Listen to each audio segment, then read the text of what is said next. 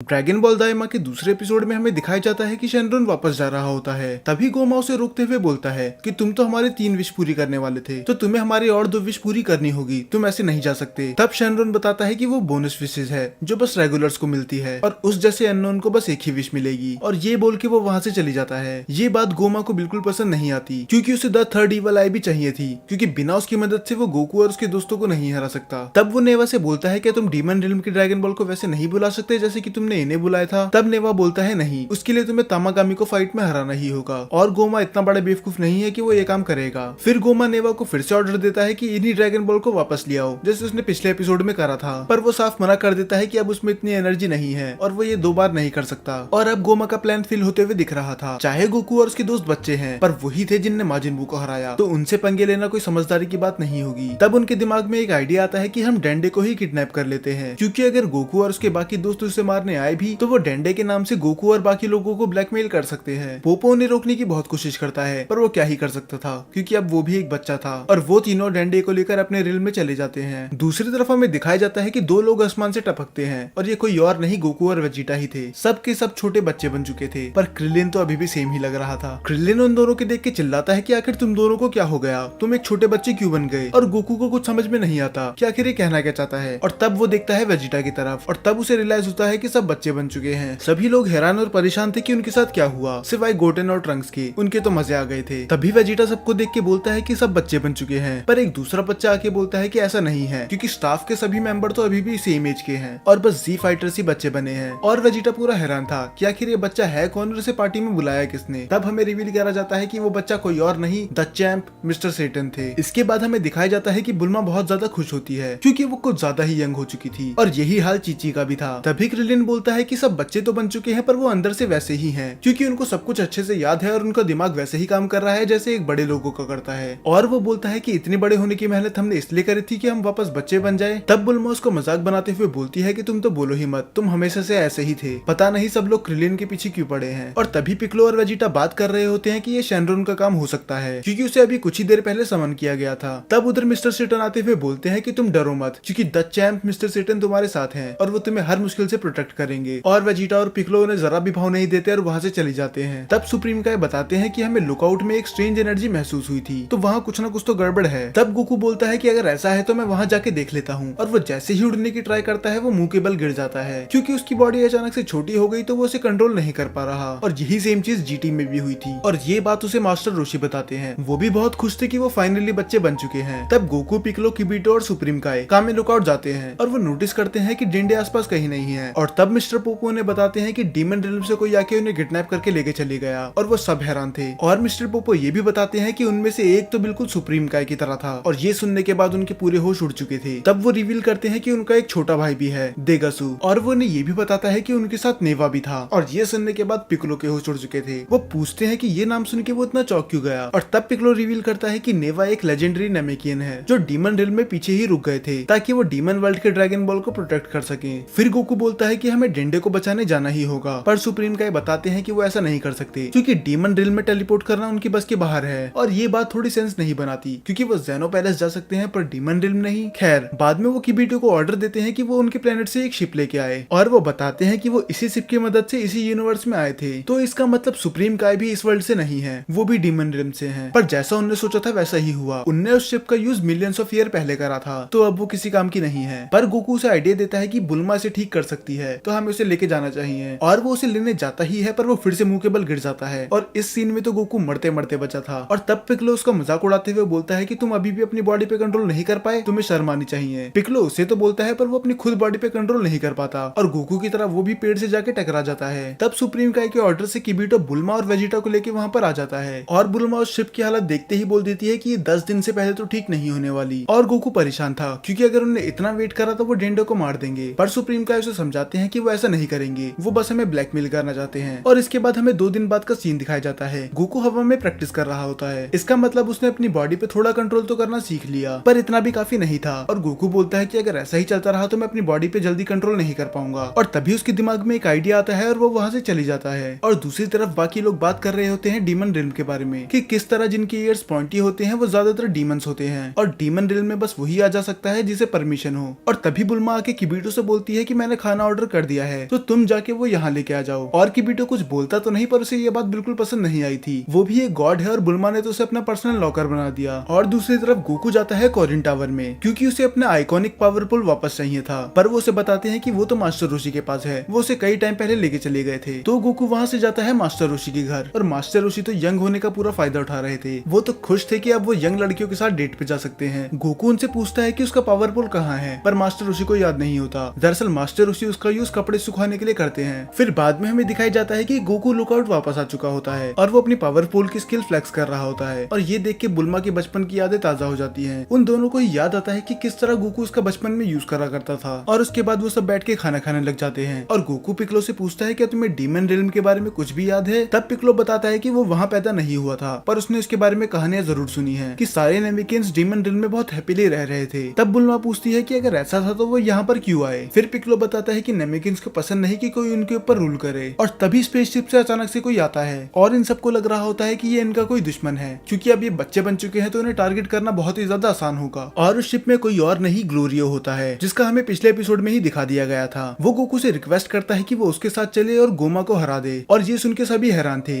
कि आखिर ये अपने ही किंग को क्यों मरवाना चाहता है। तब वो बताता है कि डीमन किंग डबोरा के मरने के बाद गोमा किंग बन चुका है, शायद ये भी डबोरा का वफादार होगा। तब सुप्रीम काय बताते हैं कि अगर वो गोमा है तो उसे बिल्कुल भी अंडर एस्टिमेट मत करना, वो बहुत ही ज्यादा पावरफुल है। पर यही सेम चीज सुप्रीम काय ने डबोरा के बारे में भी बोली थी, और हम सभी जानते हैं कि उसका क्या हुआ था। पर सुप्रीम काय को उस पर थोड़ा शक तो होता ही है कि आखिर ये गोकू को जानता कैसे है। तब वो बताता है कि उनने उन दोनों की बातें सुन ली थी और वो देख ही चुका है कि गोकू कितना पावरफुल है और वो डीमन किंग को आराम से हरा सकता है। पर तभी सुप्रीम काय बोलते हैं कि अगर ऐसा है तो मैं भी चलूंगा, क्योंकि मुझे वहाँ के बारे में बहुत नॉलेज है। और तभी वहीं पर बुल्मा भी आ जाती है और वो रेफरेंस के लिए उसकी शिप की जांच करने लग जाती है, ताकि वो सुप्रीम काय की शिप जल्दी सही कर सके। और वेजिटा बच्चों की तरह जिद करता है कि वो भी उनके साथ चलेगा, पर ग्लोरियो साफ मना कर देता है कि उनकी शिप में इतनी जगह नहीं है। तब सुप्रीम काय उन्हें समझाते हैं कि जब बुल्मा शिप सही कर लेगी तब तुम उसमें आ जाना। वेजिटा को ये बात पसंद तो नहीं आती, पर वो और कर भी कह सकता था। तो वेजिटा को वहीं छोड़कर वो तीनों चले जाते हैं डीमन रिल्म में, और ये एपिसोड यहीं पर खत्म हो जाता है। अब इसका थर्ड एपिसोड आपको अगले हफ्ते देखने के लिए मिल जाएगा, और जब तक आप चैनल की बाकी वीडियोस देख सकते हैं।